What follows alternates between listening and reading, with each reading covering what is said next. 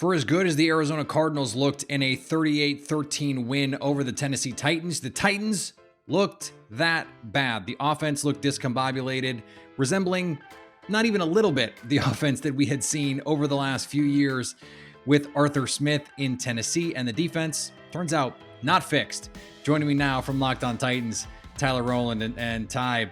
As you were watching this game, which of the deficiencies, and they were myriad, stood out to you the most? Well, I think, and I have to be honest, I know that it looked really bad, but we know from covering the sport for, overreactions in week one are plenty as well. There's a myriad of those. So I would say that while the Titans defense was never going to be a good defense this year, I don't think it's quite as terrible. The offense really screwed the Titans defense in this game, and all of the issues on offense boil down to the offensive line. Multi-time Pro Bowler Taylor Lewan got a clown suit put on him by Chandler Jones. Now, here's what I do want to say. Taylor Lewan is recovering from a torn ACL. We saw a guy like Ronnie Stanley, who's a very good left tackle for the Ravens, have more pressures allowed in that one game than he had all of last year recovering from an ACL tear. So there's a lot of guys who struggled during that. But either way, if Lewan's out there, he's expected to not completely let the offense go off track. And you saw the performance from Chandler Jones, and the majority of that came against Taylor Lewan. And when you're paying a guy that kind of money, you can't have him be the reason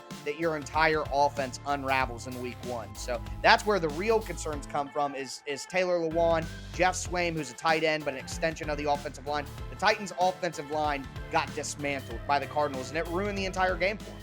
Yeah, it is not gonna be the headline of this because of the way the defense looked, because of what Kyler Murray did. But a lot of that was Kyler, right? I mean, Kyler doing things that few other players on planet Earth can do. We do have to talk about the defense, though, because I actually do think the offensive part of this was more surprising because we knew the defense would probably take its lumps. How does this get better for Tennessee? Because they did bring in some players to try and supplement what was there.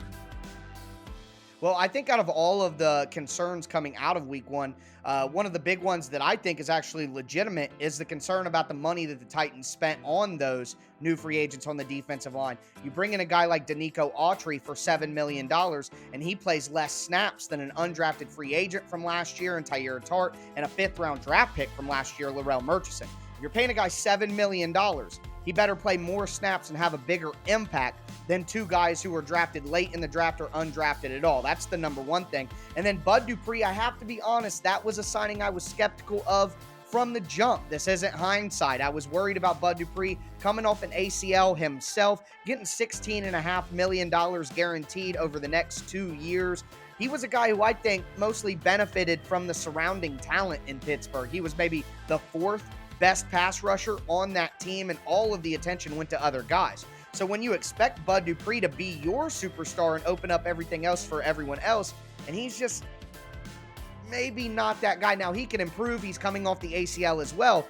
But doesn't that factor into why did you give a guy so much money if you know that the first half of, they only gave him 2 years of guaranteed money, and if the first half of one of those years he's going to be compromised athletically because of recovery, well, then didn't you waste $8 million out of the, $34 million that you gave him guaranteed? So I think that those are concerns. The pass rush was supposed to get the money this year, and that was going to help the Titans be better.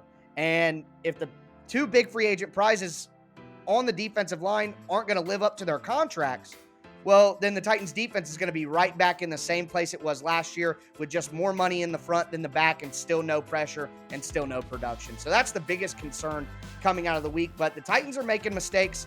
Not only the coaching staff with alignment, the Titans didn't even have someone assigned to the quarterback on a read option play to Kyler Murray, just no one there.